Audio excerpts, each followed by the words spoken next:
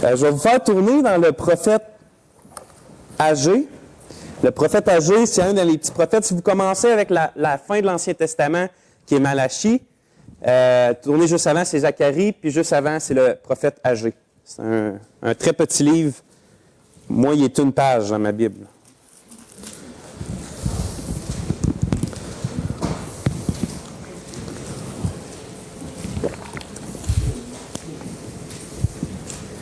Comme d'habitude, c'est vraiment un grand privilège pour moi de pouvoir être là ce matin avec vous autres. Puis, je considère tout, comme je vous ai dit, tout le temps un grand, grand privilège. Puis, je remercie Dieu pour ça. Tony a prêché le dernier dimanche sur son titre, c'était « La petite station de sauvetage ». Vous vous en souvenez? Il nous exhortait à vraiment, puis il nous encourageait. Il disait pas qu'on n'était pas ça, on n'était pas devenu un club social, mais il nous exhortait justement à continuer à être une station de sauvetage. Puis pendant qu'il préparait le message dans le bureau, je me souviens, j'étais avec, puis on priait.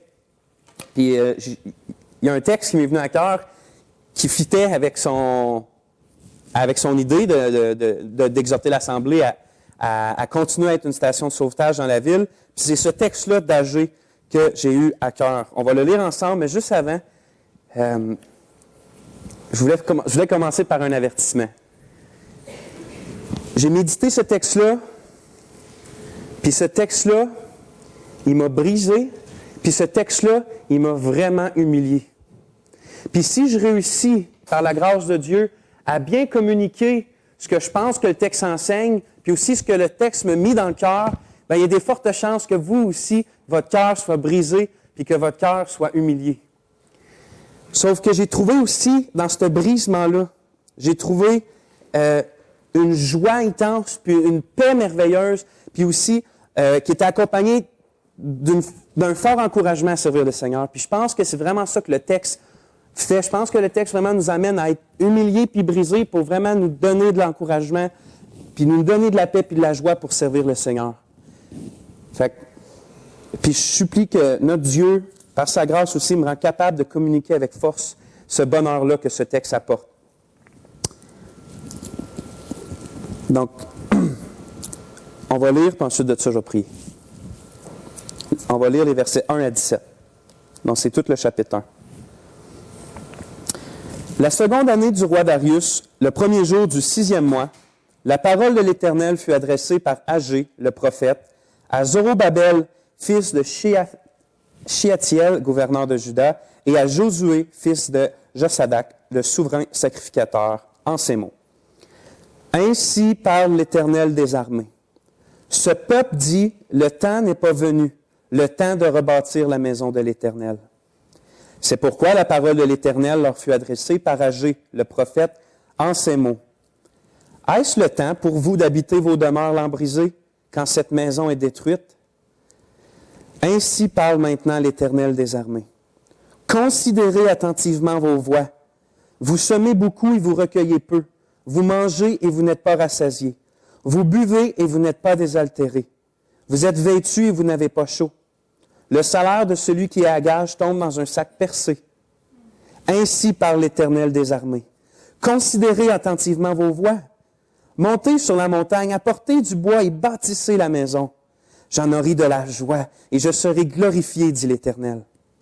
Vous comptiez sur beaucoup et voici, vous avez eu peu. Vous l'avez rentré chez vous, mais j'ai soufflé dessus. Pourquoi, dit l'Éternel des armées? À cause de ma maison qui est détruite, tandis que vous vous empressez chacun pour sa maison. C'est pourquoi les cieux vous ont refusé la rosée et la terre a refusé ses produits. J'ai appelé la sécheresse sur le pays, sur les montagnes, sur le blé, sur le mou, sur l'huile, sur ce que la terre peut rapporter, sur les hommes et sur les bêtes, sur tout le travail des mains. Zorobabel, fils de Shealtiel, Josué, fils de Josadak, le souverain sacrificateur, et tout le reste du peuple entendirent la voix de l'Éternel, leur Dieu, et les paroles d'Agé, le prophète, selon la mission que lui avait donnée l'Éternel, leur Dieu. Et le peuple fut saisi de crainte devant l'Éternel. Agé, envoyé de l'Éternel, dit au peuple, d'après l'ordre de l'Éternel, « Je suis avec vous, dit l'Éternel. » L'Éternel réveilla l'esprit de Zorobabel, fils de Shealtiel, gouverneur de Juda, et l'esprit de Josué, fils de Josadak, le souverain sacrificateur.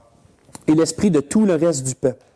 Et ils vinrent et ils se mirent à l'œuvre dans la maison de l'Éternel des armées, leur Dieu, le 24e jour du 6e mois, la seconde année du roi Darius. C'est un texte tellement puissant de ta parole, Seigneur, un joyau, un trésor. Puis je suis un homme tellement faible.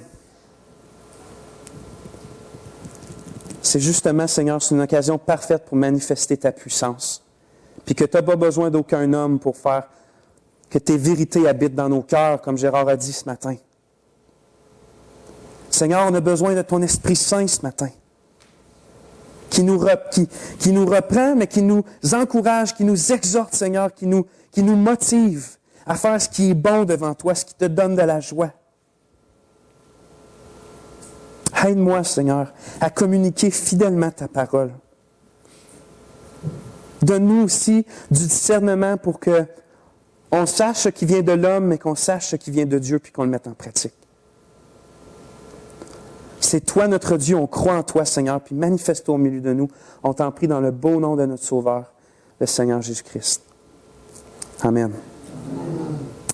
J'ai changé mon titre ce matin. Au lieu de l'exhortation d'Agé, j'ai écrit le message d'Agé, parce j'aurais pu diviser mes notes comme la cause du reproche de Dieu, le reproche de Dieu, l'exhortation de Dieu, puis les motivations que Dieu nous donne. Donc, l'exhortation d'Agé, c'est juste une partie de son message au chapitre 1. Mais bon, ça ne change pas anyway grand-chose. Donc, ce qu'on va voir, c'est, on va voir qui donne le message, la cause du reproche, le reproche en tant que tel, l'exhortation, puis les motivations qui vont nous aider à faire ce que l'Éternel nous exhorte de faire. Donc, on va commencer, on va relire le verset 2 du chapitre 1. « Ainsi parle l'Éternel des armées. » Ça a beau être, selon les experts, le vieux prophète Agé, qui serait assez vieux entre 80 et peut-être 90, ça a beau être lui qui parle, les paroles qu'il dit puis qu'il prononce, ce n'est pas ses propres paroles. C'est les paroles de l'Éternel des armées que le verset 2 nous dit. Le prophète, quand il parle, il veut faire sûr que le gouverneur Zorobabel, puis le souverain sacrificateur Josué, puis tout le reste du peuple d'Israël sachent que le message, il ne vient pas de lui, mais le message qu'il est en train de dire vient de Dieu. Puis j'aimerais ça qu'on prenne aussi le temps de considérer de qui vient le message d'Agé. Il ne vient pas de moi. Ce qu'on a lu ne vient pas de moi. Ça ne vient pas aussi du président des États-Unis. Ça ne vient pas du pape. Ça ne vient même pas, en fait, d'Agé lui-même, quand il l'a fait environ en 520 avant Jésus-Christ. Ça ne vient même pas de lui, en fait. Ainsi parle l'Éternel des armées. Ce sont les paroles de l'Éternel des armées. En hébreu, c'est Yahweh Sabaoth. Yahweh Sabaoth, c'est juste un nom. C'est pas un nom, on pourrait dire un nom composé de Dieu. Yahweh, qui est l'Éternel, mais l'Éternel des armées. Yahweh Sabaoth. Puis je me demandais pourquoi Dieu, il s'introduit dans son message, il commence son message en disant ce nom-là, Yahweh Sabaoth. Ce nom-là de l'Éternel des armées, ça nous montre Dieu comme le roi, puis le guerrier qui a toute puissance pour diriger, puis garder, puis protéger son peuple. Le fait que c'est écrit des armées, ça peut avoir deux significations. Soit que ça parle des êtres angéliques, donc l'Éternel des êtres angéliques, ou que ça parle en gros du cosmos, ça veut dire du soleil, des corps des planètes, puis de la matière, on va en dire. Sauf que ce soit l'un ou l'autre, l'idée derrière ça, l'idée communiquée, c'est que le Seigneur, il règne sur toutes les êtres, puis toutes les choses, que ce soit terrestre, cosmique ou céleste. C'est lui le grand roi, puis quand il met en exécution sa volonté parfaite, il n'y a personne qui peut s'opposer à lui. C'est ça la signification de l'Éternel des armées. Puis comme on va le voir plus tard, le peuple, il va arrêter de reconstruire le temple parce qu'il craint les ennemis qui leur mettent de la pression alentour. Fait que qu'est-ce que je pense que Dieu fait? C'est qu'il se présente en disant, en gros, je suis celui qui te protège puis qui combat pour toi. Je suis ton roi puis le guerrier aussi. Tu n'avais pas à craindre, puis tu n'as pas à craindre non plus ce qui va se passer. Écoute ce que j'ai à dire. Je suis l'Éternel des armées. Je pense que c'est ce que Dieu veut communiquer quand il se présente comme l'Éternel des armées. Les paroles qu'on a lues ne sont pas les paroles sans importance d'un homme un peu trop zélé, elles sont prononcées par le grand roi de tout l'univers. Celui qui détient tout pouvoir puis toute autorité, qui règne sur absolument toute chose. Ce Dieu-là tient dans sa main notre souffle et notre cœur. Puis à tout instant, il peut l'arrêter comme ça. Toute la planète, il peut consumer l'univers en entier. Il l'a créé avec un mot, il peut complètement tout détruire. C'est ce Dieu-là, ainsi parle l'Éternel des armées.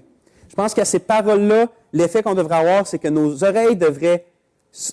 bouches devraient se fermer dans la crainte, puis nos oreilles s'ouvrir dans l'humilité, puis dire, OK, qu'est-ce que ce grand roi veut dire? Ainsi parle l'Éternel des armées. Au verset 2, si on continue verset 2 et au verset 3, non, juste verset 2, c'est écrit, « Ce peuple dit, c'est l'Éternel qui parle, ce peuple dit, le temps n'est pas venu, le temps de rebâtir la maison de l'Éternel. » Remarquez que c'est écrit « ce peuple ». Habituellement, l'Éternel, quand il parle d'Israël, il dit « mon peuple ». Mais là, il dit « ce peuple ». Dans ça, on voit, je trouve vraiment le fait que Dieu, pas qu'il méprise, mais il est mécontent, puis il manifeste du déplaisir dans ce que le peuple est en train de faire. C'est pas la première fois que ça arrive. Il y a une chose semblable qui est arrivée, vous vous en souvenez, quand Moïse il était sur le mont Sinaï, puis qu'il était dans la présence de Dieu, puis le peuple attendait au bas de la montagne. On dit, c'est assez, nous, d'attendre. Ils ont pris de l'or, ils ont fait fondre ça, ils ont fait un veau d'or, puis ils se sont prosternés en disant, voici ton Dieu Israël. Puis quand Dieu il a dit à Moïse, on voit ça en Exode 32, il a dit, va, descends, car ton peuple que tu as fait sortir du pays d'Égypte s'est corrompu. Encore là, Dieu il était pas content de ce qui se passait, puis il dit, ton peuple à toi, va le voir. Mais habituellement, quand l'Éternel dit, mon peuple. Donc, l'Éternel est mécontent de l'agissement de son peuple, puis qu'est-ce que Israël est en train de faire dans notre texte, ça ne lui procure pas de joie puis aucun plaisir. Mais qu'est-ce que Dieu reproche? Je me demandais, qu'est-ce que Dieu reproche aux Juifs tant que ça pour se détacher d'eux un peu en disant, ce peuple. On voit dans nos versets, c'est parce que les Juifs, ils disaient, le temps n'est pas venu, le temps de rebâtir la maison de l'Éternel. Qu'est-ce qui poussait, qu'est-ce qui se passait dans leur vie pour qu'ils en viennent à dire ça, que ce n'est pas le temps de bâtir la maison de l'Éternel? Puis pour bien comprendre, j'ai voulu, courtement, dire dans quel contexte que ça se passe, dans quel contexte que Agé arrive puis dit ses paroles, puis sa prophétie. Il faut comprendre que il y a longtemps, avant ce moment-là, dans Agé 1, Dieu avait toujours prévenu Israël que si il continuait dans ses péchés sans se repentir, puis dans son idolâtrie, puis dans ses mauvaises actions, Dieu allait faire que ses ennemis allaient venir, il allait les détruire, puis il allait les amener captifs dans leur propre pays. Puis malheureusement, c'est ça qui est arrivé. Israël a continué à pécher, puis n'a pas aimé Dieu. Dieu lui a envoyé un ennemi qui était... Ça a été plusieurs ennemis, ça a été la Syrie, après ça a été Babylone. Mais il a envoyé des ennemis qui ont tous détruit Jérusalem, qui ont détruit le temple, qui ont pris la plupart des Juifs qui restaient là, puis qui les ont amenés captifs dans leur propre pays, loin de Jérusalem. Puis, ils ont été des décennies loin de Jérusalem. Mais Dieu, dans sa grande miséricorde, a pris les choses en main pour les ramener, parce que Dieu est fidèle à lui-même, puis Dieu est fidèle à ses promesses, puis il avait promis à ce peuple-là que ce pays-là était le leur, puis qu'elle allait habiter au milieu d'eux, dans ce pays-là. Fait que Dieu prend les choses en main. Il fait que Babylone est détruite par une autre puissance qui s'appelle les Mèdes et les Perses. Puis dans cette puissance-là, qui est les Mèdes et les Perses, il suscite un roi qui avait prophétisé dans Ésaïe, qui s'appelle Cyrus. Avant même qu'il naisse, il l'appelle « Je vais susciter Cyrus comme mon serviteur pour vous libérer ». Puis qu'est-ce qu'on voit dans le début d'Esdras, c'est que justement Cyrus est roi de Perse et que Dieu il met à cœur à cet homme-là d'écrire quelque chose comme, je paraphrase, mais c'est « Dieu me commande, le Dieu Tout-Puissant me commande de dire aux Juifs que ceux qui veulent retourner à Jérusalem pour bâtir le temple de l'Éternel, allez-y. Puis en plus, tous les peuples de mon royaume qui vous voient partir doivent vous donner de l'argent, puis tout ce il va vous aider à bâtir la maison, allez-y en grand nombre. » Puis tous les Juifs qui avaient eu à cœur de revenir sont partis, il était un peu plus de 42 000 sans compter leurs serviteurs, mais juste de Juifs, un peu plus de 42 000 qui sont repartis avec des richesses venant d'un pays lointain, puis ils se sont mis à rebâtir le temple de l'Éternel. Ils ont commencé par l'autel des sacrifices pour pouvoir remercier Dieu puis l'adorer. Puis ensuite de ça, ils ont posé le fondement du temple, qui était plus petit, mais ils ont posé le fondement du temple. Puis là, il y avait une fête de joie puis de tristesse en même temps, parce que le temple allait être, à cause de ses fondements, ils voyaient qu'elle allait être plus petit que le précédent, mais quand même de joie, parce que Dieu les ramenait dans leur propre pays selon les promesses, dans sa grâce, puis dans sa miséricorde. Puis c'est exactement à ce moment-là, un coup que les fondements sont mis, que les ennemis d'alentour, les autres peuples, ils ont commencé à mettre du trouble pour Israël. Ils ont commencé à leur faire des menaces. Ils ont comploté des complots, politiques même, pour dire au roi qu'il se passait de quoi là, puis il fallait qu'il arrête, sinon ça allait devenir une superpuissance qui allait se rebeller. Donc, ils ont commencé juste à leur nuire, puis ça a marché. Le peuple d'Israël a arrêté ça direct là de bâtir le temple. Fait qu'il n'y a jamais eu, il y avait juste les fondements, l'autel, puis rien d'autre. Puis quand Dieu envoie le prophète Agé puis Zacharie, à quelques mois d'intervalle, puis on voit ça dans Esdras 5, ça fait 15 ou 16 ans que c'est arrêté complètement les travaux. 15 ou 16 ans que le peuple ne construit pas la maison de l'Éternel.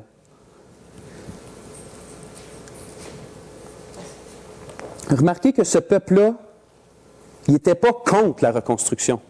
Il n'était pas comme « on ne doit pas rebâtir ». Il disait juste que ce n'était pas vraiment le bon moment de le faire. Je me disais, pas le bon moment. Pas le bon moment.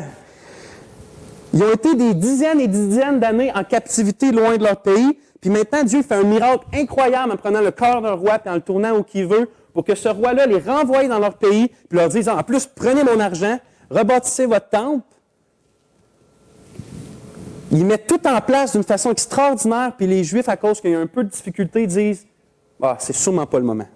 C'est sûrement pas le moment. On a des difficultés. » Je me demande, peut-être, c'est ça je ne sais pas si c'est ça qu'ils se disaient, mais je sais que c'est à cause des difficultés qu'ils ont arrêté, mais on peut s'imaginer peut-être qu'ils disaient « Ah, ben, si ce serait vraiment le bon moment, les ennemis ne feraient pas du trouble, on va attendre que ça aille mieux. »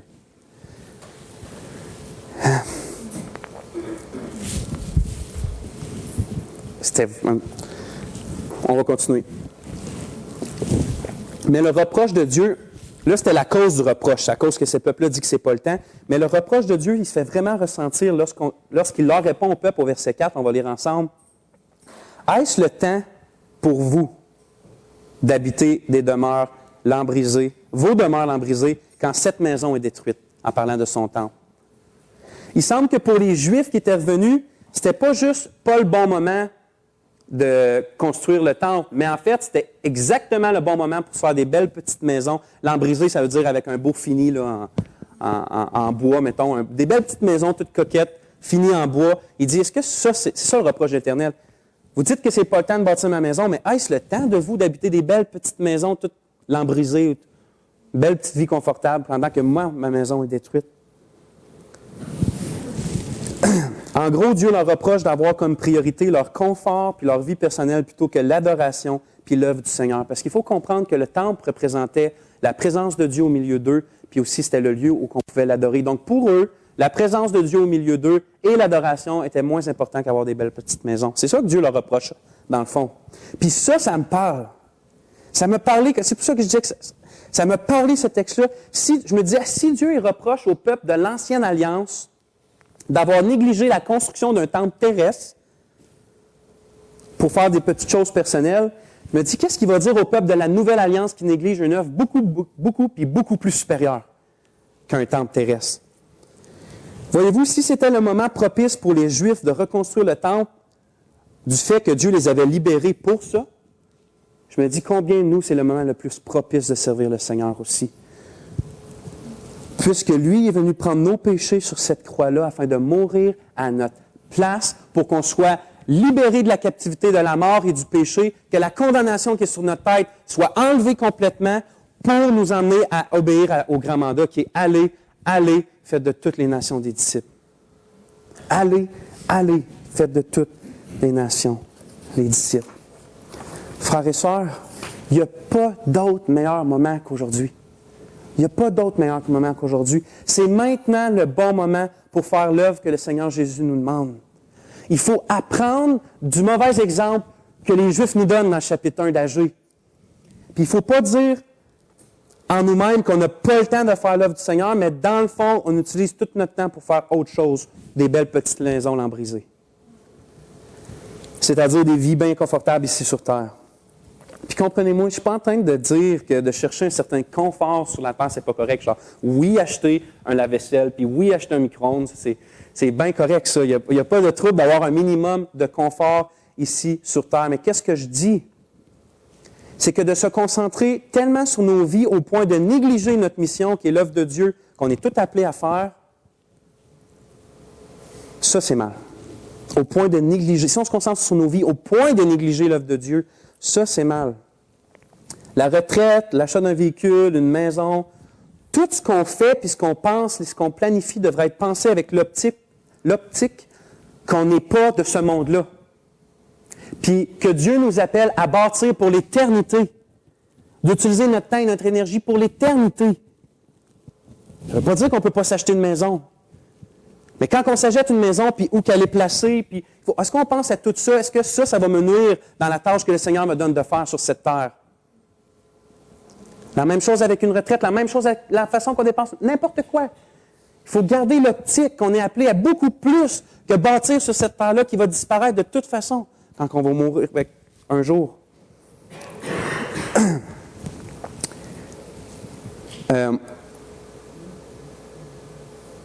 Prenons des décisions qui feront que notre priorité restera toujours Dieu, notre priorité restera toujours Dieu et son royaume. Et des décisions qui vont nous aider à ne pas nous détourner de ça. On a une mauvaise tendance, et je suis le premier à dire « si j'ai le temps ». Mais il faut savoir que trop souvent, l'évangélisation, puis l'édification du peuple de Dieu passe après nos choses personnelles. L'évangélisation, puis s'édifier les uns les autres passe après. Si on a le temps, après toutes mes choses, je vais regarder ce que je peux faire pour l'Église ou pour annoncer l'Évangile. Est-ce le temps pour vous d'habiter vos demeures lambrisées quand cette maison est détruite? Encore une fois, on a cette mauvaise tendance, mais je suis le premier, je le confesse, à remettre les choses à plus tard. Moi, c'est un de mes problèmes, remettre les choses à plus tard. Mais on ne doit pas faire ça, frères et sœurs, avec la mission que Dieu nous donne. On ne doit pas faire ça avec la grande mission.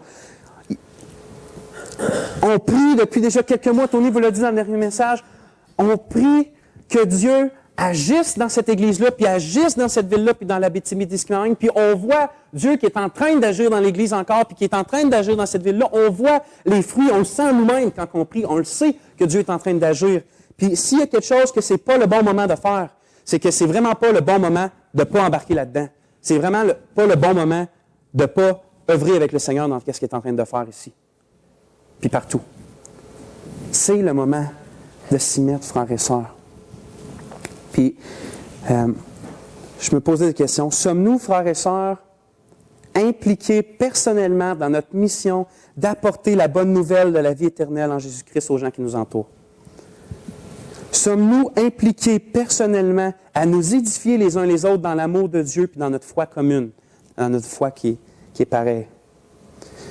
Je vous ai prévenu au début que le texte d'Agé a la puissance de briser nos cœurs puis de nous humilier. Mais le but, c'est pas de nous briser complètement. Le but, c'est pas de nous mettre une grosse lourdeur sur le dos, mais il faut quand même se poser ces questions-là.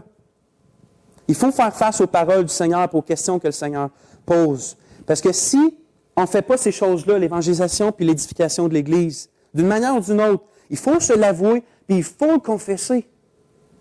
Il faut le confesser, puis pour ensuite s'appuyer sur sa grâce qui est toute suffisante puis toujours disponible pour prendre de nouvelles résolutions pour que ces situations-là dans notre vie changent.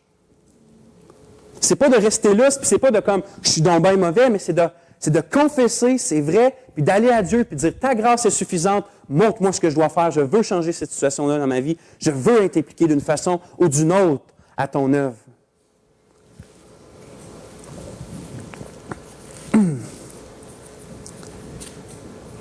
C'est pas de négliger nos familles puis le travail que Dieu nous donne de faire. Je parle du travail séculier, c'est pas ça. Celui qui pense qu'il est correct en négligeant sa famille pour servir le Seigneur, il a tout faux. Premier ministère, Marie, c'est de servir vos familles et je dois apprendre extrêmement là-dedans. Le premier. Je dis pas là, que s'occuper de nos maisons, là, nos familles, c'est notre premier ministère. C'est l'œuvre de Dieu aussi. Mais pas au point de négliger aussi l'Évangile. Vous comprenez? Je ne suis pas en train de dire là, d'arrêter de travailler puis de laisser votre femme s'occuper tout seul des enfants tout le temps. C'est pas ça. Mais il y a une part des choses. Si Dieu a dit qu'il faut s'occuper de nos familles et de son œuvre, puis que Dieu dit des choses parfaites constamment, il y a une façon de concilier les deux sans négliger l'un ou l'autre. Puis je vous dis, je vous confesse, j'ai beaucoup à apprendre là-dedans. frères et sœurs, des dizaines de milliers de personnes alentour de nous sont encore séparées du Dieu que nous, on connaît comme un Dieu merveilleux et un Dieu plein de bonté. Ils sont encore séparés de ce Dieu-là. Ils ne sont pas réconciliés avec ce Dieu-là. On devrait s'en foutre de nos maisons lambrisées. Mettons un toit sur la tête de nos familles.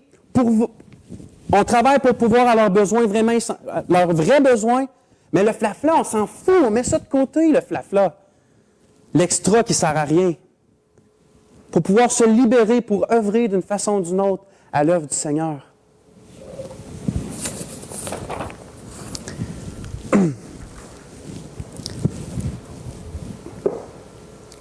Aussi, on a besoin les uns des autres pour grandir dans la foi.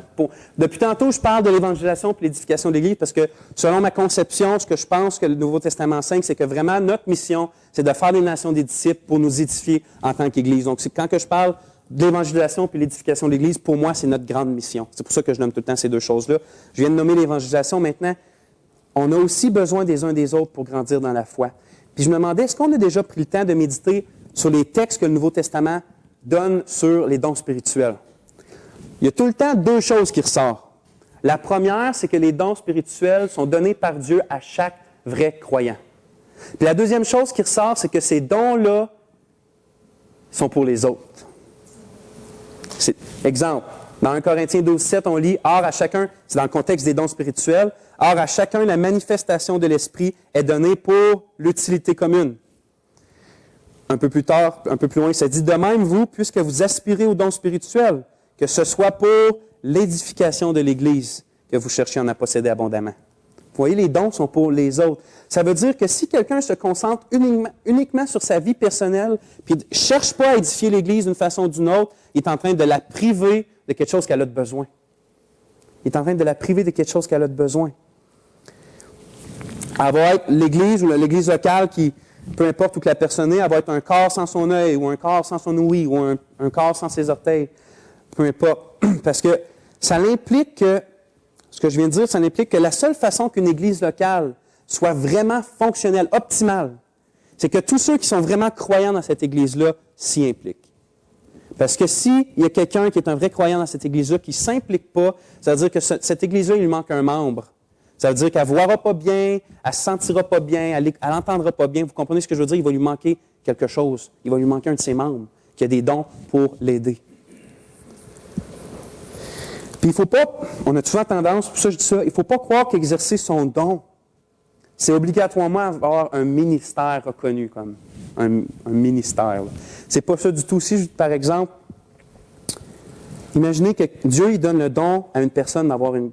Ici, je suis sûr que je sais que quelqu'un qui a le don d'avoir compassion. Dieu lui a donné ça, d'avoir la compassion pour ses frères et pour ses sœurs.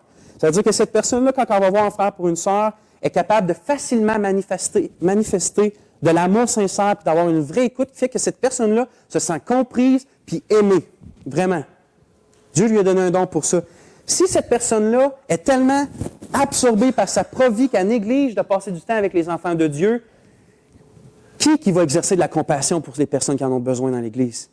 Vous comprenez? Ce n'est pas juste le prédicateur, le pasteur, puis ceux qui ont des ministères publics. C'est pour ça qu'on a tous des dons que Dieu nous a donnés pour les autres. Puis il ne faut pas priver l'Église de ces dons-là. On en a besoin. Et la personne que Dieu a donné un don de compassion, un don d'exhortation, un don, peu importe, de libéralité, c'est-à-dire d'aider, un don de discernement, peu importe, cette personne-là est essentielle à l'Église. Essentielle. Si elle n'est pas là, l'Église ne fonctionnera pas bien, à 100%. Dieu nous a donné des dons pour les autres, puis non pour nous principalement. Donc, quand on vient à l'Assemblée le dimanche matin, ou peu importe, quand on vient à l'Assemblée, on ne devrait pas avoir comme premier réflexe de dire ou de vouloir être servi. On devrait avoir une mentalité de serviteur. Ça veut dire qu'on arrive et on dit au Seigneur, qu'est-ce que je peux faire pour édifier ton Église, Seigneur? On devrait venir à l'Église principalement pour servir. Parce que les dons sont là pour ça. Puis avant de continuer dans le texte d'Agé, je voudrais juste dire quelque chose de plus. C'est pas seulement au peuple de Dieu que la Bible exhorte à ne pas remettre les choses à plus tard. On voit vraiment dans la Bible que Dieu exhorte ceux qui ne sont pas sauvés, ceux qui ont qui ne croient pas au Seigneur Jésus, ceux qui sont peut-être, mais pas tout de suite, elle les exhorte à prendre une décision maintenant, puis de ne pas attendre à plus tard pour recevoir le pardon des péchés. C'est peut-être la première fois ce matin que vous entendez ça, l'Évangile de Jésus-Christ qui peut sauver vos âmes. Permettez-moi d'avoir 5 minutes de votre attention, si c'est la première fois que vous entendez. Ou peut-être ça fait plusieurs fois, mais que dans votre cœur, vous savez que vous n'êtes pas en relation avec le Seigneur. Donnez-moi 5 minutes, puis je vais vous expliquer, grosso modo, ce que c'est l'Évangile qui peut sauver vos âmes puis vous donner le pardon des péchés. Ça commence comme ça. On est vraiment, vraiment, tous les êtres humains, dans le trouble. Ça paraît peut-être pas pour une bonne nouvelle, mais laissez-moi continuer. On est dans le trouble parce que Dieu est bon. On est dans le trouble parce que Dieu est bon, mais nous, on n'est pas. Puis si Dieu est un bon juge, puis un juste juge, puis que nous, on ne l'est pas parce qu'on pêche constamment contre lui, il ne peut pas nous pardonner. Là, on est dans le trouble. On est pécheurs, la Bible dit. On n'aime pas Dieu, on aime le plaisir plus que Dieu. Dieu est là, puis on décide de se détourner, puis de soit adorer n'importe qui d'autre, soi-même, ou n'importe quoi. Et ça fait qu'il y a un vide, un gros vide dans. Étonnez-vous pas si vous avez un vide dans votre cœur. Nos péchés nous séparent de Dieu, et Dieu est la joie, la paix, l'amour, tout ce qui est bon et infiniment pur, c'est Dieu. Si on est séparé de lui, on n'a rien de ça. C'est normal qu'on soit complètement vide. On est même pire que vide parce qu'on se remplit de d'autres choses qui sont mauvaises. La bonne nouvelle, c'est que on mérite l'enfer à cause de nos péchés. On est séparé de Dieu pour l'éternité. Mais la bonne nouvelle, c'est que Dieu, dans son amour, a pourvu une solution de pouvoir nous pardonner tout en restant juste. Il a envoyé son Fils Jésus, qui est Dieu lui-même, fait homme, parfaitement Dieu, parfaitement homme. Il l'a envoyé sur cette terre-là pour vivre une vie parfaite que nous, on ne pouvait pas vivre, qu'on n'aurait même pas voulu vivre. Jésus-Christ l'a vécu, il n'a jamais péché, puis il a été volontairement se faire exposer sur une croix romaine, crucifié, pour que sur cette croix-là, tous nos péchés soient pris, les péchés du peuple de Dieu soient pris, soient mis sur lui, puis que Dieu regarde son Fils maintenant comme un pécheur, quoi qu'il n'est pas pécheur, mais il le regarde comme s'il serait pécheur, puis il le condamne à notre place, puis il le brise à notre place, puis Jésus-Christ meurt à notre place. Il est maudit à notre place. Mais 3 jours après, il ressuscite des morts pour prouver qu'il est vraiment celui qui disait être le Fils de Dieu, puis que n'importe qui, de toute tribu, de toute langue, de toute couleur, de tout âge, qui met sa confiance dans cette personne-là, puis qui se repent de ses péchés, qui se détourne, qui abandonne sa vie pour se tourner vers Dieu, va avoir le pardon des péchés puis la vie éternelle. C'est une promesse de Dieu. Si on croit, on est sauvé. Puis on a la vie éternelle pour on est avec lui pour toujours. Donc, l'Évangile dit après, aujourd'hui, si vous entendez sa voix, n'endurcissez pas vos cœurs. Craignons donc, tandis que la promesse d'entrer dans son repos, c'est-à-dire d'être sauvé, subsiste encore, qu'aucun de vous ne paraisse être venu trop tard. Parce que regardez ce qui arrive des fois. Mais la bonne nouvelle qui leur fut annoncée ne leur servit de rien parce qu'elle ne trouva pas de foi chez ceux qui l'entendirent. Croyons à ça. Au temps favorable, je t'ai exaucé. Au jour du salut, je t'ai secouru. Voici maintenant le temps favorable. Voici maintenant le jour du salut. Ne dis pas, si tu sais que tu n'es pas sauvé, ne dis pas à plus tard, OK? Mais à plus tard. Aujourd'hui, c'est peut-être le dernier aujourd'hui. On ne sait pas ce qui nous réserve demain. Dieu il est grandement patient, il est gracieux, mais un jour, la porte de son royaume va être fermée pour l'éternité. Sa patience m'a amené à avoir été. Mais il est grandement patient pour nous faire nous repentir.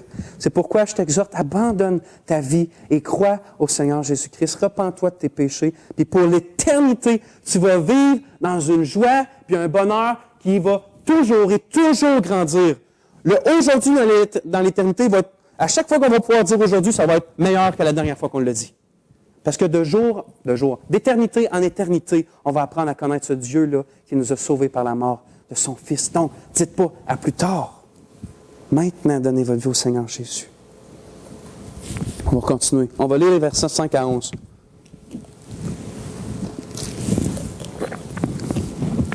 Ainsi parle maintenant l'Éternel des armées. Considérez attentivement vos voies. Vous semez beaucoup et vous recueillez peu. Vous mangez et vous n'êtes pas rassasiés. Vous buvez et vous n'êtes pas désaltérés. Vous êtes vêtus et vous n'avez pas chaud. Le salaire de celui qui est à gage tombe dans un sac percé. Ainsi parle l'Éternel des armées. Considérez attentivement vos voies. Montez sur la montagne, apportez du bois et bâtissez la maison. J'en aurai de la joie et je serai glorifié, dit l'Éternel. Vous comptiez sur beaucoup et voici, vous avez eu peu. Vous l'avez rentré chez vous, mais j'ai soufflé dessus. Pourquoi, dit l'Éternel des armées?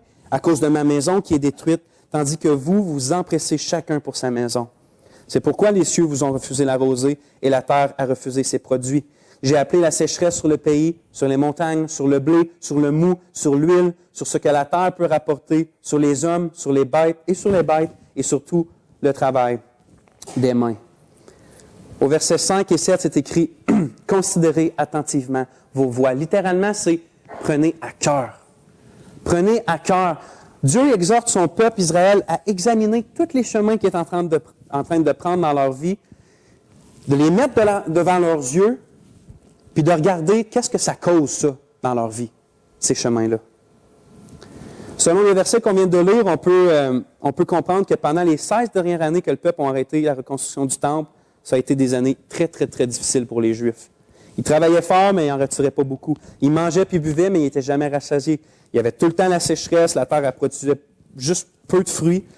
Puis je me disais, on peut peut-être même supposer que c'est une des raisons pourquoi ils disaient que ce n'était pas le temps de rebâtir la maison de l'Éternel. On travaille la terre, puis elle ne nous donne rien. On a faim, on a soif, on n'est jamais rassasié.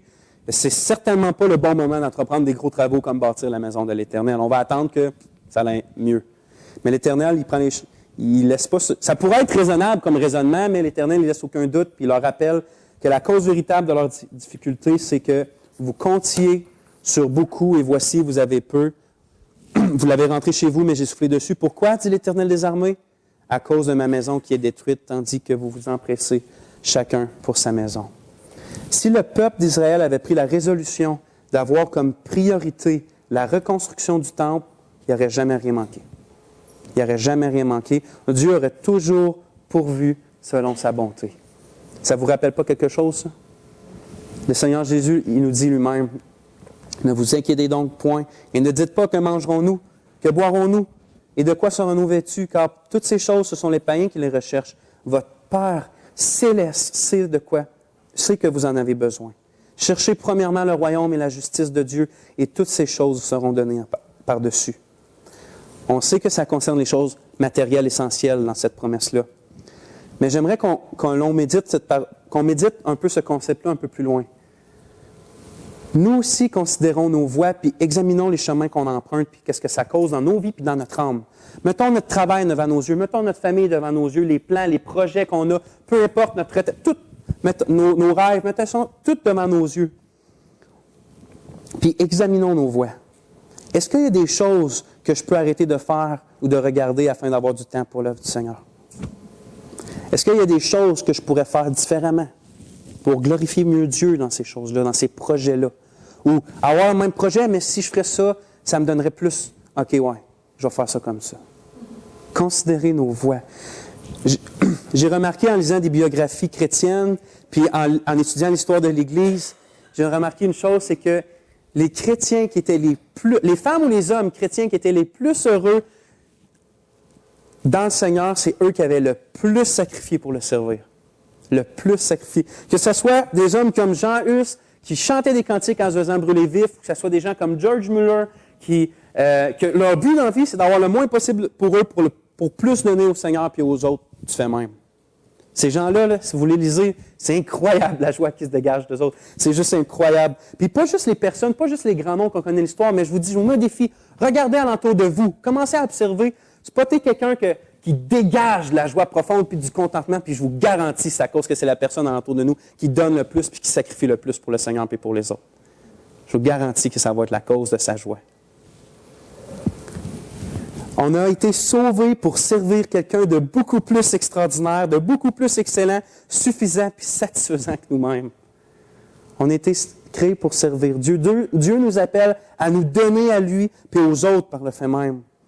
C'est normal que si on néglige l'évangélisation puis l'édification du peuple de Dieu, mais qu'à l'exemple du peuple d'Israël, dans notre passage, on va avoir soif et faim.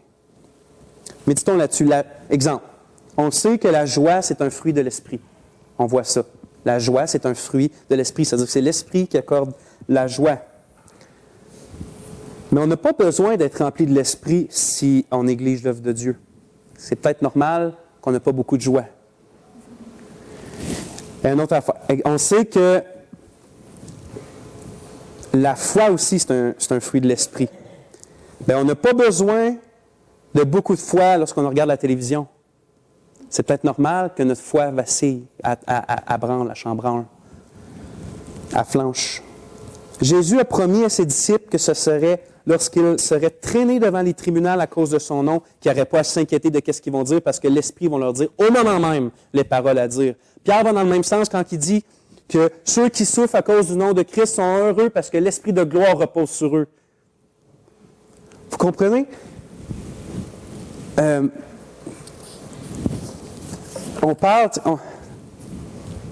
veut être rempli de l'Esprit Saint. On dit tout le temps, on veut être rempli de l'Esprit Saint. Bien, si on veut être rempli de l'Esprit Saint, sacrifions notre temps, notre argent, notre énergie, notre santé à l'œuvre que l'Esprit veut qu'on fasse, et inquiétez-vous pas, il va nous remplir pour ça.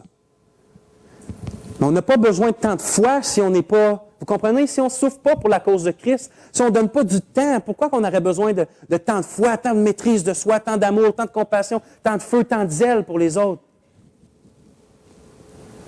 C'est ce que Dieu a dit aux Israélites. Si vous n'avez pas, parce que vous n'avez pas votre priorité. Puis c'est de l'amour de la part de Dieu. S'il nous donnerait tant de choses quand on est complètement à côté de la traque, il ne serait pas amour. Parce que Dieu, dans le fond, il nous aime tellement qu'il veut qu'on ait le meilleur, puis le meilleur, c'est lui. Fait que c'est normal qu'il même nous reprenne sévèrement quand on est à côté de la traque. Il dit non, viens, c'est moi qui va te procurer plus de joie. C'est normal qu'il ne nous donne pas des bénédictions tant que ça quand on ne marche pas dans les bonnes voies. Vous comprenez?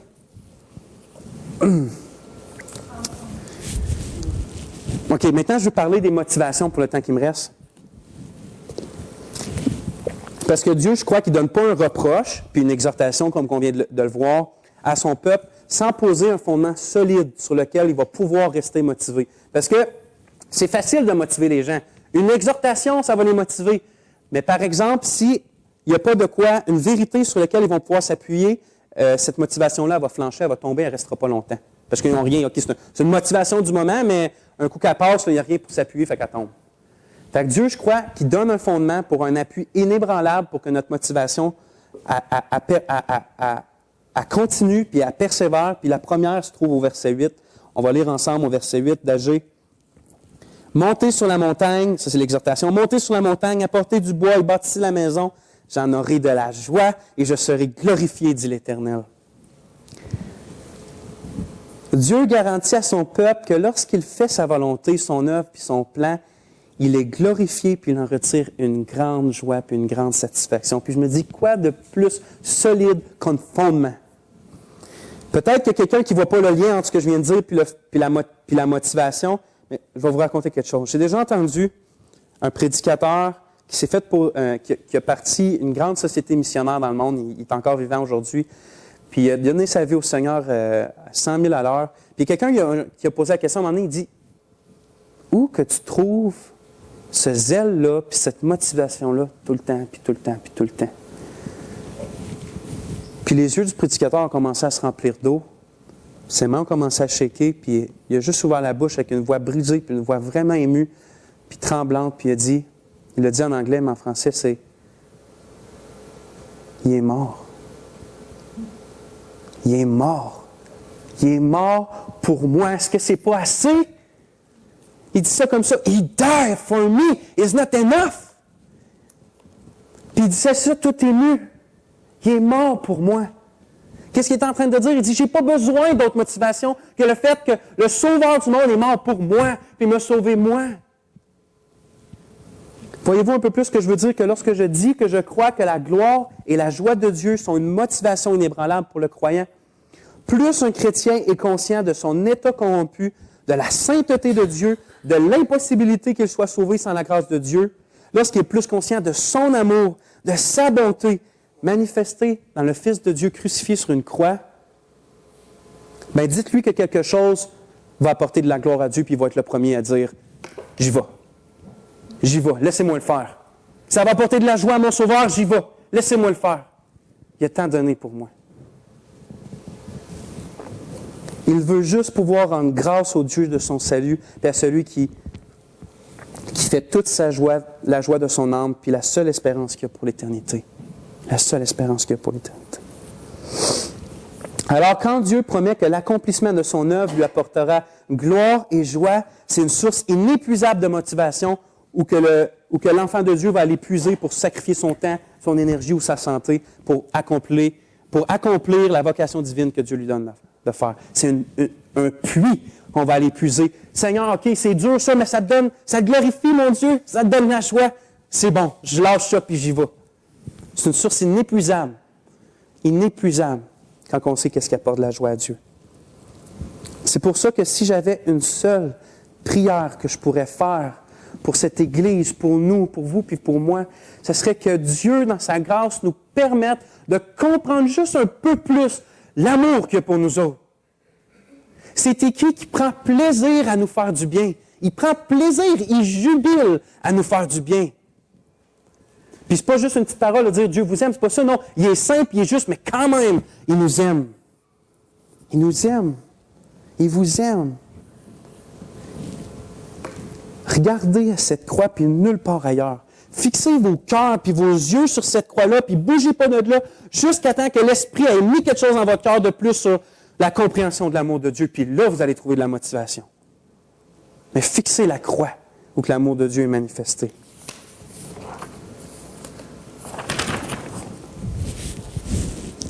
Le deuxième fondement pour une motivation, ça se trouve au verset 13. On lit au verset 13, « Agé, envoyé de l'Éternel, dit au peuple, d'après l'ordre de l'Éternel, « Je suis avec vous, dit l'Éternel. » Ça aussi, ça ne vous rappelle pas quelque chose? La fin de Matthieu 28, 20. Tony a prêché sur ce texte-là la semaine passée. Jésus a dit, « Et voici, je suis avec vous tous les jours jusqu'à la fin du monde. » Sans ces paroles-là, frères et sœurs, absolument toute motivation serait anéantie par l'immensité de l'œuvre que le Seigneur nous demande de faire, par la grandeur de la mission qu'il met sur nous.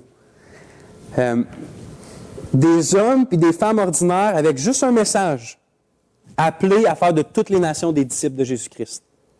Avec juste un message, un simple message, des hommes et des femmes ordinaires. Mais ce que le Père a dit aux Israélites, puis ce que le Fils nous dit aussi, ce que le Père a dit aux Israélites, le Fils nous le dit aussi, « Je suis avec vous. » Vous inquiétez-vous pas, Dieu il n'est pas stupide. Il n'a pas fait reposer le succès de son œuvre sur l'homme. On n'a aucune force pour avancer le royaume de Dieu, puis c'est pas nous on ne construit pas le royaume, frères et sœurs. Dieu, c'est lui qui va établir son royaume. Dans le Nouveau Testament, on n'est jamais appelé à construire le royaume. Nous, on est les ambassadeurs de Dieu. C'est-à-dire qu'on est là et on proclame que le royaume est proche, que Dieu va l'établir bientôt, puis on proclame que son roi, c'est Jésus-Christ, puis que la seule façon d'accéder à ce royaume-là, d'y entrer, c'est par la foi, puis la repentance, puis par l'abandon en dessous du règne de ce roi-là, qui est Jésus-Christ. On est ambassadeurs. Quelle grâce! On n'est pas appelé à construire. C'est écrit que Dieu va établir son royaume. Mais nous, par exemple, on le proclame. C'est ça notre œuvre. Alors, frères et sœurs, soyons motivés. Soyons motivés. Celui qui détient toute autorité et tout pouvoir est avec nous dans la mission qu'il nous donne de faire, que ce soit la grande mission mondiale ou la mission ici qu'il nous donne à Rouyn-Noranda, et elle va être amenée jusqu'à son succès par sa puissance. Les difficultés sont venues sur cette Église-là, puis ils vont venir encore. Mais il n'y a rien qui peut nous empêcher, frères et sœurs, de virer cette ville-là à l'envers avec la parole de l'Évangile, puis avec les prières ferventes, puis de faire que les gens confessent puis aiment le Seigneur qui est mort pour eux. Il n'y a rien qui peut nous empêcher de faire ça, parce que Dieu a dit « Je serai avec vous ». L'Éternel des armées est avec nous. Puis je vais terminer en lisant les derniers versets du chapitre, puis en priant après ça. Versets 13 à 16.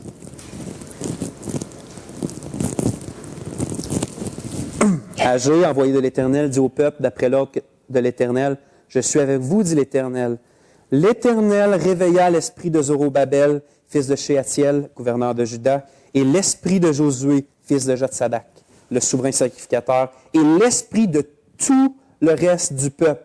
Ils vinrent et ils se mirent à l'œuvre dans la maison de l'Éternel des armées, leur Dieu. Le 24e jour du 6e mois, la seconde année du roi Darius. Seigneur, tu as envoyé ton prophète, Agé, tu as encouragé ton peuple, tu as repris ton peuple, mais Seigneur, on voit à la fin que c'est toi qui as réveillé ton peuple. C'est toi, Seigneur, qui as réveillé leur esprit. Et je voulais finir sur ces paroles-là, mon roi, parce que je veux te supplier, puis on veut te supplier ensemble de réveiller nos esprits, Seigneur, pour nous aider à fixer les yeux en haut, puis de ne pas tant se concentrer sur les choses de la terre, ou en tout cas de ne pas mettre notre sécurité ici, puis d'être prêt à se sacrifier, Seigneur, pour ton œuvre. Réveille notre esprit, on t'en prie, Père. Tu es le seul qui peut le faire. On t'en supplie, tu as tout pouvoir, Seigneur. Merci de nous aimer autant. Change nos cœurs, Seigneur, change nos cœurs. Merci pour autant d'amour qui nous motive, parce qu'on sait, Seigneur, qu'on ne gagne pas notre salut, mais tu nous as tant aimés qu'on veut te servir. Sois loué au milieu de cette Église-là qui est la tienne, Seigneur, fait que chacun puisse partir avec le cœur léger, mais profondément touché par ton Esprit Saint, Seigneur. Amen.